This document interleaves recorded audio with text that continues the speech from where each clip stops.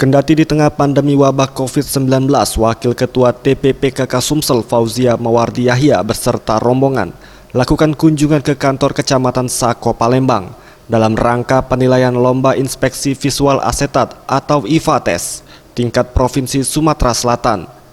Kunjungan ini sendiri disambut langsung oleh Camat Sako dan Ketua TPPKK Kecamatan Sako.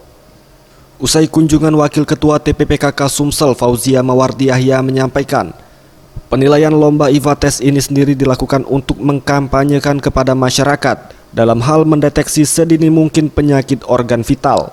Dipilihnya Kecamatan Sako untuk mewakili Palembang karena beberapa bulan lalu Kecamatan Sako sudah menjadi kecamatan terbaik untuk penanganan IVATES. Kota mereka setiap kecamatan, dari lomba kota itu dapatlah sini pemenangnya. Jadi yang dikirim ke tingkat provinsi mereka ini. Dari provinsi nanti kita kabupaten kota ada 17 kabupaten kota, nanti muncul pemenangnya, mudah-mudahan sini menang kita baru kirim ke.